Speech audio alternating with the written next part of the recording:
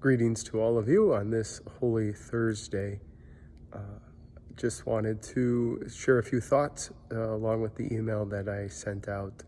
to the parish today, just to help us sort of connect and prepare and hopefully enter in as fully as possible to all that these next few days have to offer us. There is a chance or a tendency for us when we can't have things the way that we want, that we are unwilling or unable to really just enter into it as it is and to say, how do we make the best of the circumstances? The thing that I have been focusing on, I think, the most with Holy Thursday and the Last Supper is the fact that the disciples really had no idea what was coming. That they probably were still concerned about the little things in life and who got to sit where and who got what, and all of those things that in the big scheme of things really don't matter. And yet often in our life we let them take precedent and we let them become the big issue instead of being able to see the bigger picture and the things that really are opportunities of great gratitude. And so it is my hope that each and every one of you can share in a meal tonight in a way in which you just celebrate the gift of a meal, the gift of being together,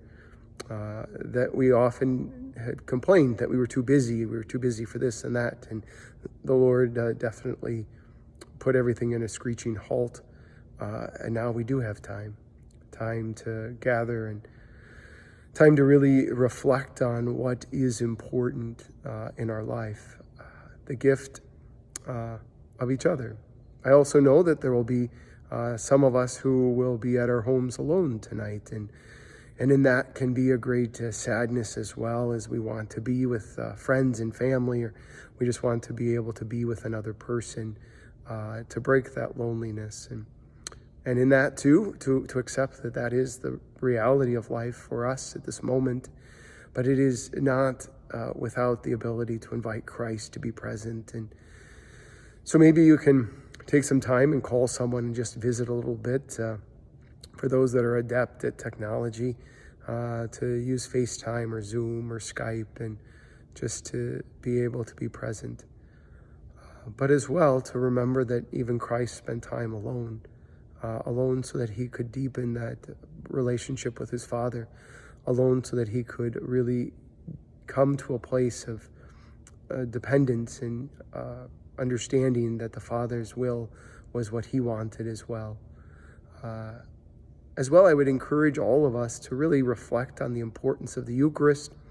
the importance of Mass. You know, I say it so often, I don't want Mass to be an obligation for people. I mean, it is an obligation normally,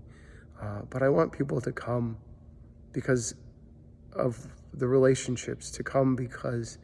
it is a place in which they know the gift that they are to others and the gift that Christ is to them.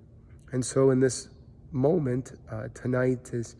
so many of us wish we could be in Mass, I just encourage you to offer up this suffering, to offer it up for someone who has been distant from the church and doesn't come on a regular basis, and ask the Lord to touch their heart tonight, to inflame in them a desire to come back to church, or to find a church, to find a community in which they can belong in a way that is bigger than just simply being part of a group or a club. Know of my prayers for all of you this evening as I celebrate Mass here at St. Mary. You will be in my prayers and in my heart, and I long for the day in which this church is full